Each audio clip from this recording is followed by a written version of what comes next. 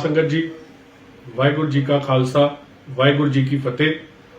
साध संगत जी, तकरीबन 2 दिन पहला दिल्ली सिख गुरुद्वारा प्रबंधक कमेटी के कॉन्फ्रेंस हॉल के अंदर एक बड़ी छोटी जी मीटिंग की गई यूसीसी बिल नूं लैके, जिहड़ा बिल सरकार लैके आ रही है। पर अफसोस की गल है कि दिल्ली सिख गुरुद्वारा प्रबंधक कमेटी के प्रधान सरदार हरमीत सिंह कालका जी ने उस छोटी जी मीटिंग नूं बड़े वड्डे झूठ बोल के बड़ा वड्डा दसन की कोशिश की। मैं हरमीत सिंह कालका जी तुहानूं कहना चाहांगा कि तस्वीरां बोलदियां ने, वीडियो भी बोलदी है, सोशल मीडिया का जमाना है। उस मीटिंग के अंदर जिहड़ी मीटिंग नूं तुसीं बड़ा वड्डा दस रहे हो झूठ बोल के, उस मीटिंग के अंदर तकरीबन 15 तो 20 बंदे सीगे, इस तो वध बंदे नहीं सीगे। अज तुहाडी प्रधानगी दे हेठ, क्योंकि तुसीं अज प्रधानगी तां लै लई सरकारां दी छतरी थल्ले आके, पर अज तुहाडी प्रधानगी हेठ अज दिल्ली सिख गुरुद्वारा प्रबंधक कमेटी जिहड़ा अक्ष सीगा वो अरशा तो फरशा ते आ गया है। इस मीटिंग तो जिहड़ी कौम दे लई मीटिंग सीगी, इस मीटिंग तो दिल्ली दी सिख संगत ने दूरी बना के रखी, दिल्ली दी सिंह सभावां ने दूरी बना के रखी, सिख बुद्धिजीवियों ने दूरी बना के रखी, सिख कौम का दर्द रखने वाले ने दूरी बना के रखी, सिख कौम का इतिहास जानने वाले ने दूरी बना के रखी, जिहड़ी सिख कौम की गल करना चाहते हैं उन्होंने दूरी बना के रखी। तुसीं काहदियां वड्डे झूठ बोल के संगत नूं गुमराह करने की कोशिश कर रहे हो? किहनूं कर रहे हो? तुहाडी जिहड़ी सच्चाई है उस दिन बाहर आ गई सी, जो मीटिंग की वीडियो फोटो साडे कोल आ गई, तुहाडी सच्चाई उस दिन बाहर आ गई सी कि अज तुहाडी कौम जिहड़ी साडी सिख कौम है, गुरु खालसे की सिख कौम है, गुरु गोबिंद सिंह जी की सिख कौम है, उस अकाल पुरख की कौम है, वो तुहाडी झूठी गल्लां दे विच आउण वाली नहीं है।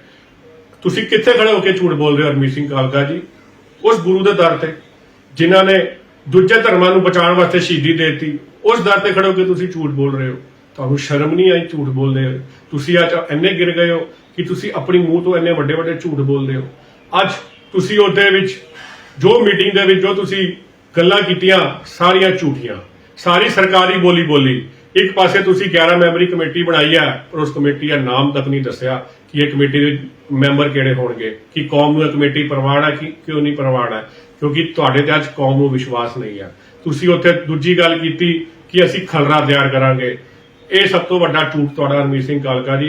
ਇੱਕ ਪਾਸੇ ਤੁਸੀਂ ਕਹਿ ਰਹੇ ਹੋ ਖਲਰਾ ਤਿਆਰ ਕਰਾਂਗੇ ਤੇ ਦੂਜੇ ਪਾਸੇ ਤੁਸੀਂ ਕਹਿ ਰਹੇ ਹੋ ਕਿ ਇਸ ਬਿੱਲ ਦਾ ਡਰਾਫਟ ਆਏਗਾ, ਫਿਰ ਅਸੀਂ ਸਲਾਹ ਕਰਾਂਗੇ ਵੀ ਦਿੱਲੀ ਸਿੱਖ ਗੁਰਦੁਆਰਾ ਪ੍ਰਬੰਧਕ ਕਮੇਟੀ ਨੇ ਕੀ ਕਰਨਾ ਹੈ ਜਾਂ ਦਿੱਲੀ ਸਿੱਖ ਗੁਰਦੁਆਰਾ ਪ੍ਰਬੰਧਕ ਕਮੇਟੀ ਕਿੱਥੇ ਖੜੀ ਹੈ। ਤੁਸੀਂ ਇਸ ਬਿੱਲ ਦਾ ਵਿਰੋਧ ਤੱਕ ਨਹੀਂ ਕੀਤਾ। ਤੁਸੀਂ ਆਪਣੇ ਮੂੰਹ ਤੋਂ ਇੱਕ ਵਾਰੀ ਵੀ ਨਹੀਂ ਕਿਹਾ ਕਿ ਇਸ ਬਿੱਲ ਦਾ ਦਿੱਲੀ ਸਿੱਖ ਗੁਰਦੁਆਰਾ ਪ੍ਰਬੰਧਕ ਕਮੇਟੀ ਵਿਰੋਧ ਕਰਦੀ ਹੈ। ਹਰਮੀਤ ਸਿੰਘ ਕਾਲਕਾ ਜੀ, ਸ਼੍ਰੋਮਣੀ ਗੁਰਦੁਆਰਾ ਪ੍ਰਬੰਧਕ ਕਮੇਟੀ ਸਿੱਖ ਕੌਮ ਦੀ ਸਭ ਤੋਂ ਵੱਡੀ ਸੰਸਥਾ ਹੈ, ਜਿਹਦੀ रोज वीडियोस आ रही हैं, रोज स्टेटमेंट्स आ रही हैं कि असीं इस बिल का विरोध करते हैं। दिल्ली सिख गुरुद्वारा प्रबंधक कमेटी सिख कौम की नुमाइंदगी करती है दिल्ली के अंदर, पर उन्हें श्रोमणी कमेटी के नाल ना खड़ा होकर असकारा नाल तुसीं दिल्ली सिख गुरुद्वारा प्रबंधक कमेटी को खड़ा कर दिता। एक बारी भी तुसीं इस बिल का विरोध नहीं किया। तुसीं यह मीटिंग की तां सिख बुद्धिजीवी सीगे, पर उहदे विच बिठाया किहनूं होया सीगा? जिहड़े सरकार के मुखबर है, सरकार नूं जाके सिख कौम की खबरां दिंदे है कि एवें करो तो कौम नूं नुकसान हो जाएगा। उसनूं इस मीटिंग के अंदर बिठाया होया सीगा जिन्हें किसानी अंदोलन नूं वरतिया। उसनूं इस मीटिंग दे विच बिठाया होया सीगा जिन्हें दिल्ली सिख गुरुद्वारा प्रबंधक कमेटी नूं वरतिया। उसनूं इस मीटिंग दे विच बिठाया होया सीगा जिन्हें गुरु की गोलक लुटी। जे ते गुरु की गोलक लुटण वास्ते पता नहीं कितनी FIR हैगियां, जिहड़ा आए दिन दिल्ली सिख गुरुद्वारा प्रबंधक कमेटी के सरकारी कब्जा कराने तो बाद श्रोमणी गुरुद्वारा प्रबंधक कमेटी सरकारी कब्जा कराने की कोशिश कर रहा। मैं हरमीत सिंह कालका जी तुहानूं फिर कहांगा कि एक बारी दिल्ली सिख गुरुद्वारा प्रबंधक कमेटी की मान मर्यादा का ध्यान रख लिया करो। तुसीं प्रधानता बन गए पर तुसीं मान मर्यादा की बिल्कुल बहाल नहीं कर पाए। आ तुसीं दिल्ली सिख गुरुद्वारा प्रबंधक कमेटी के विच खड़े होके आए दिन झूठ बोल रहे हो, आए दिन कौम नूं गुमराह करने की कोशिश कर रहे हो। इहदा जिहड़ा रिजल्ट आना हरमीत सिंह कालका जी बड़ा बुरा आना है। हुणे भी वक्त है, कौम कोलों माफी मंगो, इस्तीफे दवो, क्योंकि तुहाडे बस दी नहीं है दिल्ली सिख गुरुद्वारा प्रबंधक कमेटी का प्रबंध चलाना। अज तुसीं कौम नूं अज अगर तुहाडा नाम देखा जाएगा तो कौम के विरोधियों के विच लिखा जाएगा, कौम के पिठ ते छुरा मारन दे विच लिखा जाएगा। अगर एक बार कौम के विरोधियों की, कौम के गद्दारां की लिस्ट रिफ्रैश की गई तो सब तो पहला नाम होएगा जिहड़ा तुसीं मीटिंग से बिठाया होया सीगा मनजिंदर सिंह सिरसा। दूजा नाम होएगा हरमीत सिंह कालका, जिन्हां ने सरकार की चाकरी करते हुए कौम नूं धोखा दिता, कौम की पिठ ते छुरा मारिया, स्कूल बर्बाद कर दिते, इंस्टीट्यूट बर्बाद कर दिते। इस करके हरमीत सिंह कालका जी बख्शो कौम नूं, ਤੇ ਜਾ ਕੇ ਅਕਾਲ ਪੁਰਖ ਤੋਂ ਮਾਫੀ ਮੰਗੋ ਤੇ ਜਾ ਕੇ ਆਪਣੇ ਘਰ ਬੈਠੋ। ਤੁਹਾਡੇ ਬਸ ਦੀ ਨਹੀਂ ਹੈ ਦਿੱਲੀ ਸਿੱਖ ਗੁਰਦੁਆਰਾ ਪ੍ਰਬੰਧਕ ਕਮੇਟੀ ਚਲਾਣਾ, ਕਿਉਂਕਿ ਤੁਹਾਡੀ ਜ਼ੁਬਾਨ ਤੋਂ ਗੁਰੂ ਦੀ ਗੱਲ ਨਹੀਂ ਨਿਕਲਦੀ, ਤੁਹਾਡੇ ਜ਼ੁਬਾਨ ਤੋਂ ਗੁਰਬਾਣੀ ਨਹੀਂ ਨਿਕਲਦੀ, ਕਿਉਂਕਿ ਤੁਹਾਨੂੰ ਗੁਰਬਾਣੀ ਪਤਾ ਹੀ ਨਹੀਂ ਹੈ। ਤੁਹਾਡੀ ਜ਼ੁਬਾਨ ਤੋਂ ਗੁਰੂ ਦਾ ਇਤਿਹਾਸ ਸਹੀ ਨਹੀਂ ਨਿਕਲਦਾ। ਸਹੀ ਨਿਕਲਦਾ ਹੈ ਤੇ ਕੀ ਨਿਕਲਦਾ ਹੈ? ਕੌਮ ਨੂੰ ਗੁੰਮਰਾਹ ਕਿਵੇਂ ਕਰਨਾ ਹੈ, ਕੌਮ ਨਾਲ ਝੂਠ ਕਿਵੇਂ ਬੋਲਣਾ ਹੈ। ਇਸ ਕਰਕੇ ਹਰਮੀਤ ਸਿੰਘ ਕਾਲਕਾ ਜੀ ਬਚ ਕਰੋ, ਕੁਛ ਤਾਂ ਸ਼ਰਮ ਕਰੋ, ਕੁਛ ਤਾਂ ਲਿਹਾਜ਼ ਕਰੋ। ਸੰਗਤ ਜੀ, ਵਾਹਿਗੁਰੂ ਜੀ ਕਾ ਖਾਲਸਾ, ਵਾਹਿਗੁਰੂ ਜੀ ਕੀ ਫਤਿਹ। ਸਾਧ ਸੰਗਤ ਜੀ, ਤਕਰੀਬਨ 2 ਦਿਨ ਪਹਿਲਾਂ ਦਿੱਲੀ ਸਿੱਖ ਗੁਰਦੁਆਰਾ ਪ੍ਰਬੰਧਕ ਕਮੇਟੀ ਦੇ ਕਾਨਫਰੰਸ ਹਾਲ ਦੇ ਅੰਦਰ ਇੱਕ ਬੜੀ ਛੋਟੀ ਜੀ ਮੀਟਿੰਗ ਕੀਤੀ ਗਈ UCC ਬਿੱਲ ਨੂੰ ਲੈ ਕੇ, ਜਿਹੜਾ ਬਿੱਲ ਸਰਕਾਰ ਲੈ ਕੇ ਆ ਰਹੀ ਹੈ। ਪਰ ਅਫਸੋਸ ਦੀ ਗੱਲ ਹੈ ਕਿ ਦਿੱਲੀ ਸਿੱਖ ਗੁਰਦੁਆਰਾ ਪ੍ਰਬੰਧਕ ਕਮੇਟੀ ਦੇ ਪ੍ਰਧਾਨ ਸਰਦਾਰ ਹਰਮੀਤ ਸਿੰਘ ਕਾਲਕਾ ਜੀ ਨੇ ਉਸ ਛੋਟੀ ਜੀ ਮੀਟਿੰਗ ਨੂੰ ਬੜੇ ਵੱਡੇ ਝੂਠ ਬੋਲ ਕੇ ਬੜਾ ਵੱਡਾ ਦੱਸਣ ਦੀ ਕੋਸ਼ਿਸ਼ ਕੀਤੀ। ਮੈਂ ਹਰਮੀਤ ਸਿੰਘ ਕਾਲਕਾ ਜੀ ਤੁਹਾਨੂੰ ਕਹਿਣਾ ਚਾਹਾਂਗਾ ਕਿ ਤਸਵੀਰਾਂ ਬੋਲਦੀਆਂ ਨੇ, ਵੀਡੀਓ ਵੀ ਬੋਲਦੀ ਹੈ, ਸੋਸ਼ਲ ਮੀਡੀਆ ਦਾ ਜ਼ਮਾਨਾ ਹੈ। ਉਸ ਮੀਟਿੰਗ ਦੇ ਅੰਦਰ, ਜਿਹੜੀ ਮੀਟਿੰਗ ਨੂੰ ਤੁਸੀਂ ਬੜਾ ਵੱਡਾ ਦੱਸ ਰਹੇ ਹੋ ਝੂਠ ਬੋਲ ਕੇ, ਉਸ ਮੀਟਿੰਗ ਦੇ ਅੰਦਰ ਤਕਰੀਬਨ 15 ਤੋਂ 20 ਬੰਦੇ ਸੀਗੇ, ਇਸ ਤੋਂ ਵੱਧ ਬੰਦੇ ਨਹੀਂ ਸੀਗੇ। ਅੱਜ ਤੁਹਾਡੀ ਪ੍ਰਧਾਨਗੀ ਦੇ ਹੇਠ, ਕਿਉਂਕਿ ਤੁਸੀਂ ਅੱਜ ਪ੍ਰਧਾਨਗੀ ਤਾਂ ਲੈ ਲਈ ਸਰਕਾਰਾਂ ਦੀ ਛਤਰੀ ਥੱਲੇ ਆ ਕੇ, ਪਰ ਅੱਜ ਤੁਹਾਡੀ ਪ੍ਰਧਾਨਗੀ ਹੇਠ ਅੱਜ ਦਿੱਲੀ ਸਿੱਖ ਗੁਰਦੁਆਰਾ ਪ੍ਰਬੰਧਕ ਕਮੇਟੀ ਜਿਹੜਾ ਅਕਸ ਸੀਗਾ ਉਹ ਅਰਸ਼ਾਂ ਤੋਂ ਫਰਸ਼ਾਂ ਤੇ ਆ ਗਿਆ ਹੈ। ਇਸ ਮੀਟਿੰਗ ਤੋਂ, ਜਿਹੜੀ ਕੌਮ ਦੇ ਲਈ ਮੀਟਿੰਗ ਸੀਗੀ, ਇਸ ਮੀਟਿੰਗ ਤੋਂ ਦਿੱਲੀ ਦੀ ਸਿੱਖ ਸੰਗਤ ਨੇ ਦੂਰੀ ਬਣਾ ਕੇ ਰੱਖੀ, ਦਿੱਲੀ ਦੇ ਸਿੰਘ ਸਭਾਵਾਂ ਨੇ ਦੂਰੀ ਬਣਾ ਕੇ ਰੱਖੀ, ਸਿੱਖ ਬੁੱਧੀਜੀਵੀਆਂ ਨੇ ਦੂਰੀ ਬਣਾ ਕੇ ਰੱਖੀ, ਸਿੱਖ ਕੌਮ ਦਾ ਦਦ ਰੱਖਣ ਵਾਲੇ ਨੇ ਦੂਰੀ ਬਣਾ ਕੇ ਰੱਖੀ, ਸਿੱਖ ਕੌਮ ਦਾ ਇਤਿਹਾਸ ਜਾਣਨ ਵਾਲੇ ਨੇ ਦੂਰੀ ਬਣਾ ਕੇ ਰੱਖੀ, ਜਿਹੜੀ ਸਿੱਖ ਕੌਮ ਦੀ ਗੱਲ ਕਰਨਾ ਚਾਹੁੰਦੇ ਆ ਉਹਨਾਂ ਨੇ ਦੂਰੀ ਬਣਾ ਕੇ ਰੱਖੀ। ਤੁਸੀਂ ਕਾਹਦੀਆਂ ਵੱਡੇ ਝੂਠ ਬੋਲ ਕੇ ਸੰਗਤ ਨੂੰ ਗੁੰਮਰਾਹ ਕਰਨ ਦੀ ਕੋਸ਼ਿਸ਼ ਕਰ ਰਹੇ ਹੋ? ਕਿਹਨੂੰ ਕਰ ਰਹੇ ਹੋ?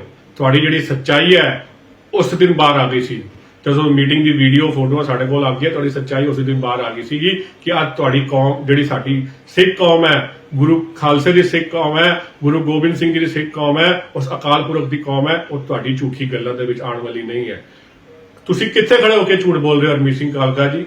ਉਸ ਗੁਰੂ ਦੇ ਦਰ ਤੇ, ਜਿਨ੍ਹਾਂ ਨੇ ਦੂਜੇ ਧਰਮਾਂ ਨੂੰ ਬਚਾਉਣ ਵਾਸਤੇ ਸ਼ਹੀਦੀ ਦੇ ਦਿੱਤੀ, ਉਸ ਦਰ ਤੇ ਖੜੇ ਹੋ ਕੇ ਤੁਸੀਂ ਝੂਠ ਬੋਲ ਰਹੇ ਹੋ। ਤੁਹਾਨੂੰ ਸ਼ਰਮ ਨਹੀਂ ਆਈ ਝੂਠ ਬੋਲਦੇ ਹੋ? ਤੁਸੀਂ ਅੱਜ ਇੰਨੇ ਗਿਰ ਗਏ ਹੋ ਕਿ ਤੁਸੀਂ ਆਪਣੀ ਮੂੰਹ ਤੋਂ ਇੰਨੇ ਵੱਡੇ ਝੂਠ ਬੋਲਦੇ ਹੋ। ਅੱਜ ਤੁਸੀਂ ਉਹਦੇ ਵਿੱਚ, ਜੋ ਮੀਟਿੰਗ ਦੇ ਵਿੱਚ ਜੋ ਤੁਸੀਂ ਗੱਲਾਂ ਕੀਤੀਆਂ, ਸਾਰੀਆਂ ਝੂਠੀਆਂ, ਸਾਰੀ ਸਰਕਾਰੀ ਬੋਲੀ।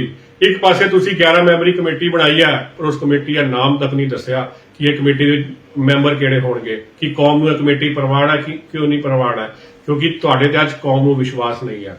ਤੁਸੀਂ ਉੱਥੇ ਦੂਜੀ ਗੱਲ ਕੀਤੀ ਕਿ ਅਸੀਂ ਖਲਰਾ ਤਿਆਰ ਕਰਾਂਗੇ।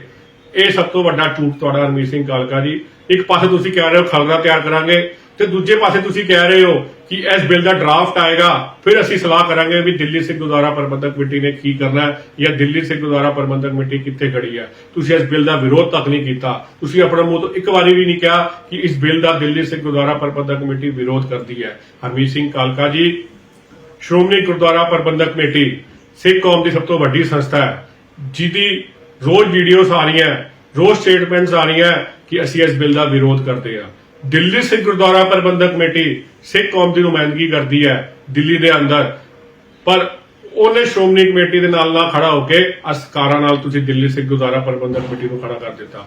ਇੱਕ ਵਾਰੀ ਵੀ ਤੁਸੀਂ ਇਸ ਬਿੱਲ ਦਾ ਵਿਰੋਧ ਨਹੀਂ ਕੀਤਾ। ਤੁਸੀਂ ਇਹ ਮੀਟਿੰਗ ਕੀਤੀ ਤਾਂ ਸਿੱਖ ਬੁੱਧੀਜੀਵੀ ਸੀਗੇ, ਪਰ ਉਹਦੇ ਵਿੱਚ ਬਿਠਾਇਆ ਕਿਹਨੂੰ ਹੋਇਆ ਸੀਗਾ? ਜਿਹੜੇ ਸਰਕਾਰ ਦੇ ਮੁਖਬਰ ਹੈ, ਸਰਕਾਰ ਨੂੰ ਜਾ ਕੇ ਸਿੱਖ ਕੌਮ ਦੀ ਖਬਰਾਂ ਦਿੰਦੇ ਆ ਕਿ ਐਵੇਂ ਕਰੋ ਤੇ ਕੌਮ ਨੂੰ ਨੁਕਸਾਨ ਹੋ ਜਾਏਗਾ। ਉਸ ਨੂੰ ਇਸ ਮੀਟਿੰਗ ਦੇ ਅੰਦਰ ਬਿਠਾਇਆ ਹੋਇਆ ਸੀਗਾ ਜਿਹਨੇ ਕਿਸਾਨੀ ਅੰਦੋਲਨ ਨੂੰ ਵਰਤਿਆ। ਉਸ ਨੂੰ ਇਸ ਮੀਟਿੰਗ ਦੇ ਵਿੱਚ ਬਿਠਾਇਆ ਹੋਇਆ ਸੀਗਾ ਜਿਹਨੇ ਦਿੱਲੀ ਸਿੱਖ ਗੁਰਦੁਆਰਾ ਪ੍ਰਬੰਧਕ ਕਮੇਟੀ ਨੂੰ ਵਰਤਿਆ। ਉਸ ਨੂੰ ਇਸ ਮੀਟਿੰਗ ਦੇ ਵਿੱਚ ਬਿਠਾਇਆ ਹੋਇਆ ਸੀਗਾ ਜਿਹਨੇ ਗੁਰੂ ਦੀ ਗੋਲਕ ਲੁੱਟੀ। ਜੇ ਤੇ ਗੁਰੂ ਦੀ ਗੋਲਕ ਲੁੱਟਣ ਵਾਸਤੇ ਪਤਾ ਨਹੀਂ ਕਿੰਨੀਆਂ FIR ਹੈਗੀਆਂ, ਜਿਹੜਾ ਆਏ ਦਿਨ ਦਿੱਲੀ ਸਿੱਖ ਗੁਰਦੁਆਰਾ ਪ੍ਰਬੰਧਕ ਕਮੇਟੀ ਦੇ ਸਰਕਾਰੀ ਕਬਜ਼ਾ ਕਰਾਉਣ ਤੋਂ ਬਾਅਦ ਸ਼੍ਰੋਮਣੀ ਗੁਰਦੁਆਰਾ ਪ੍ਰਬੰਧਕ ਕਮੇਟੀ ਸਰਕਾਰੀ ਕਬਜ਼ਾ ਕਰਾਉਣ ਦੀ ਕੋਸ਼ਿਸ਼ ਕਰ ਰਿਹਾ। ਮੈਂ ਹਰਮੀਤ ਸਿੰਘ ਕਾਲਕਾ ਜੀ ਤੁਹਾਨੂੰ ਫਿਰ ਕਹਾਂਗਾ ਕਿ ਇੱਕ ਵਾਰੀ ਦਿੱਲੀ ਸਿੱਖ ਗੁਰਦੁਆਰਾ ਪ੍ਰਬੰਧਕ ਕਮੇਟੀ ਦੀ ਮਾਨ ਮਰਿਆਦਾ ਦਾ ਧਿਆਨ ਰੱਖ ਲਿਆ ਕਰੋ। ਤੁਸੀਂ ਪ੍ਰਧਾਨ ਤਾਂ ਬਣ ਗਏ, ਪਰ ਤੁਸੀਂ ਮਾਨ ਮਰਿਆਦਾ ਦੀ ਬਿਲਕੁਲ ਬਹਾਲ ਨਹੀਂ ਕਰ ਪਾਏ। ਆ ਤੁਸੀਂ ਦਿੱਲੀ ਸਿੱਖ ਗੁਰਦੁਆਰਾ ਪ੍ਰਬੰਧਕ ਕਮੇਟੀ ਦੇ ਵਿੱਚ ਖੜੇ ਹੋ ਕੇ ਆਏ ਦਿਨ ਝੂਠ ਬੋਲ ਰਹੇ ਹੋ, ਆਏ ਦਿਨ ਕੌਮ ਨੂੰ ਗੁੰਮਰਾਹ ਕਰਨ ਦੀ ਕੋਸ਼ਿਸ਼ ਕਰ ਰਹੇ ਹੋ। ਇਹਦਾ ਜਿਹੜਾ ਰਿਜ਼ਲਟ ਆਣਾ ਹਰਮੀਤ ਸਿੰਘ ਕਾਲਕਾ ਜੀ ਬੜਾ ਬੁਰਾ ਆਣਾ ਹੈ।